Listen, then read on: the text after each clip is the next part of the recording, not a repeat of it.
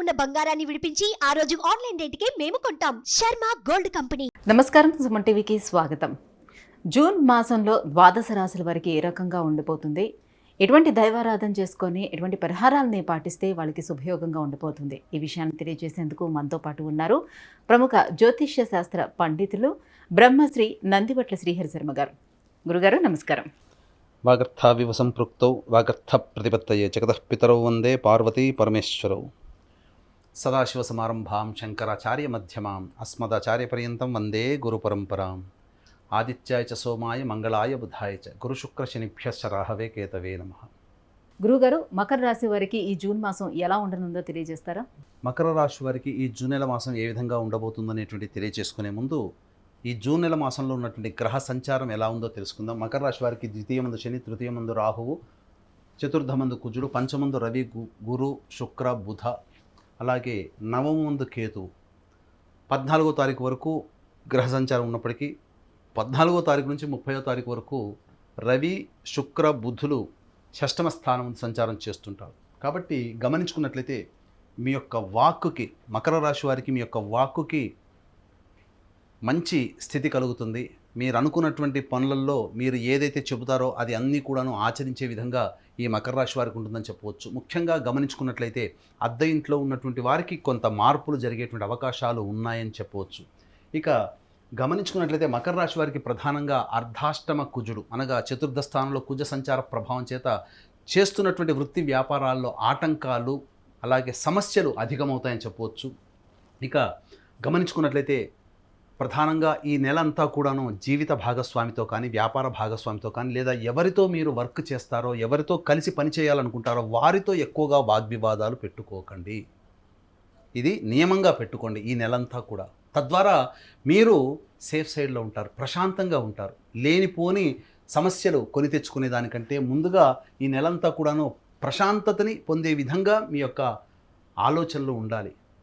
వస్తాయి, మనిషిని టెంప్ట్ చేసే విధంగా వస్తాయి, కానీ అదిమి పట్టుకొని స్థితి కలిగినటువంటి వాడే విజయాన్ని పొందుతాడు, వాళ్ళే పైకి వస్తారు అనేటువంటి సూక్తిని అనుసరించి ఎంత మీరు ఉద్రేకపడేటువంటి సంఘటనలు మీకు కనబడ్డా చాలా మటుకు మీరు యొక్క మనసుని కంట్రోల్లో చేసుకొని ఉండండి. ఎదుటి వాళ్ళతో వచ్చి వాగ్వివాదాలు తగ్గుతాయి. ఇది ఒక్కటే ప్రధానంగా ఈ యొక్క మకర రాశి వారికి జూన్ నెలలో వచ్చేటువంటి ఇబ్బందులు. ముఖ్యంగా విదేశీయానం, విదేశీ విద్యకు సంబంధించిన చేయ ప్రయత్నాల్లో కొంతవరకు కొలిక్కి వస్తాయని చెప్పొచ్చు. 14వ తారీఖు నుంచి 30వ తారీఖు వరకు గ్రహ సంచార మార్పు ప్రభావం చేత, రవి, శుక్ర, బుధుల యొక్క ప్రభావం చేత రుణములు తీర్చుకుంటారు, లేదా మీకు రావాల్సినటువంటి రాణి బాకీలు వస్తాయి. ఉద్యోగార్థులకి అధికారుల యొక్క అండదండలు అధికంగా ఉండడం కారణం చేత అనుకున్న చోటికి బదిలీ కావడమో, లేకపోతే ఉన్నత ఉద్యోగ ప్రాప్తి కలగడమో అనేటువంటిది ఈ యొక్క జూన్ నెలలో 14వ తారీఖు నుంచి 30వ తారీఖు మధ్యలో గోచరిస్తుందని చెప్పవచ్చు. ఇక నూతన వ్యక్తుల యొక్క పరిచయ ప్రభావం మిమ్మల్ని కొంత ఇబ్బందికి గురి చేస్తుంది. తద్వారా ఇబ్బందికర పరిస్థితులు ఎదురవుతాయి. మీ యొక్క సంతానం అభివృద్ధి మీకు ఆనందాన్ని కలిగించే విధంగా ఉంటుందని చెప్పవచ్చు. అయితే కంటి సంబంధమైనటువంటి ఇబ్బందులు ఎదుర్కొనే అవకాశం లేదు, కాబట్టి జాగ్రత్తలు పాటించండి.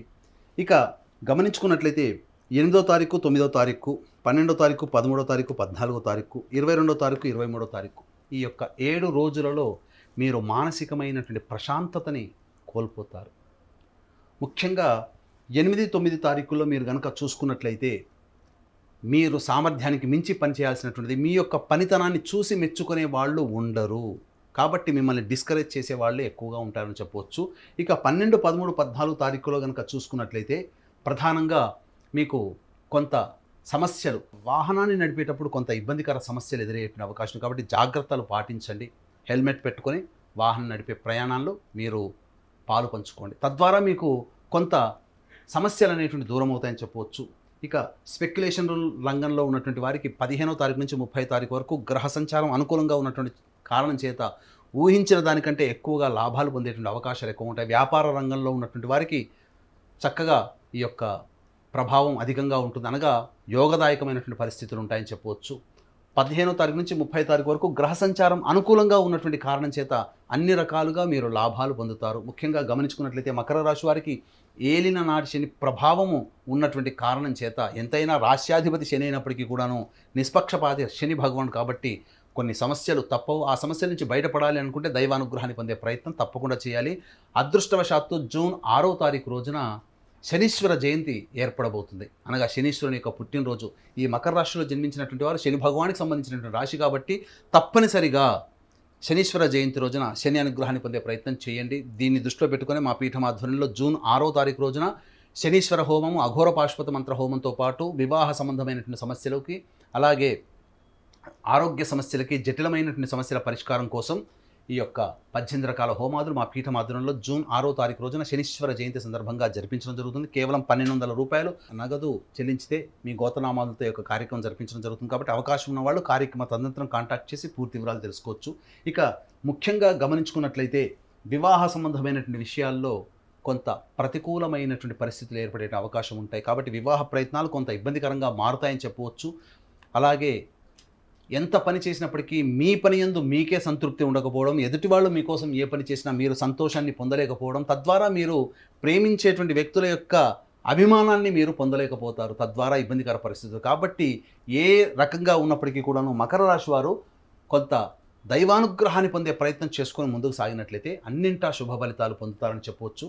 ఇక నూతన విద్య లేదా ఉన్నత విద్య, విదేశీ విద్యకు సంబంధించి చేసే ప్రయత్నాలన్నీ కూడాను 15వ తారీఖు నుంచి 30వ తారీఖు వరకు అనుకూలిస్తాయని చెప్పవచ్చు. వ్యాపార రంగంలో ఉన్నటువంటి వారికి చక్కగా వ్యాపార అభివృద్ధి అనేటువంటిది జరుగుతుంది. ముఖ్యంగా చెప్పినటువంటి ఈ డేట్స్ 8వ తారీఖు, 9వ తారీఖు, 12, 13, 14 తారీఖు, 22, 23 తారీఖుల్లో ప్రధానమైనటువంటి నిర్ణయాలు తీసుకోకపోవడమే చాలా మంచిదని మీరు గమనించుకోవాలి. నూతన వ్యక్తుల యొక్క పరిచయం వల్ల కొంత సమస్యలు ఎదురయ్యేటువంటి అవకాశం ఉంది. కాబట్టి వాళ్ళని పూర్తిగా తెలుసుకున్న తర్వాత మాత్రమే వాళ్ళతో స్నేహం చేయడమో, లేకపోతే వాళ్ళతో ఏదైనా సంబంధ బాంధవ్యాలు నెరపడమో చేసుకున్నట్లయితే ప్రతి దాంట్లో కూడాను మీరు మంచిగా విజయాన్ని పొందుతారని చెప్పవచ్చు. గురువు గారు, అనుకూలమైనటువంటి పరిస్థితులు ఏర్పడటానికి మరి ఎలాంటి పరిహారాలను వాళ్ళు పాటించుకోవాలి? ప్రధానంగా మంగళవారం నాడు ఏ నిర్ణయాలు తీసుకోకండి. ఇక రెండవది, సమస్యలు అధికంగా ఉన్నాయన్నా, లేకపోతే సమస్యలు మన దాకా రాకుండా వెనక్కి వెళ్ళాలన్నప్పుడు మంగళవారం రోజున సుబ్రహ్మణ్య స్వామికి ఆవు పాలు, ఆవు నెయ్యి, తేనె ఈ మూడిటితో అభిషేకం జరిపించి దగ్గరలో నరసింహస్వామి దేవాలయం ఉన్నా లేదా ప్రత్యంగిర దేవాలయం ఉన్న ఆ అమ్మవారికి లేదా అయ్యవారికి అర్చనలు జరిపించండి. ఇవి ఏవీ లేవండి అన్నప్పుడు ప్రదోషకాల సమయంలో శివాలయానికి చేరుకొని దక్షిణం వైపు ఫేస్ పెట్టి శరభశాల్వ అష్టోత్తరం అని ఉంటుంది, అది 3 సార్లు పఠించండి. సమస్యలు పటాపంచలమవుతాయి. తద్వారా మీకున్నటువంటి శత్రువులు కానీ, లేకపోతే శత్రువులు అంటే మనుష్యులుగా భావించకూడదు. మన ప్రయత్నంలో మన అభివృద్ధికి ఎదురయ్యేటువంటి ఆటంకాలే మనం శత్రువులుగా భావించుకొని ఆటంకాలు తొలగిపోవాలనే భావనతో మీరు ఈ యొక్క పరిహారం పాటించండి. తప్పకుండా మీకు పరిష్కార మార్గం ఆ దైవమే మీకు అతి శీఘ్రంగా మీకు కలిగిస్తుందని చెప్పడంలో ఏమాత్రం సందేహం లేదు. గురువుగారు, ఈ జూన్ మాసంలో మకర రాశి వారికి ఎలా ఉంటుంది, ఎటువంటి పరిహారాలను పాటించాలనే విషయాన్ని తెలియజేసినందుకు ధన్యవాదాలు.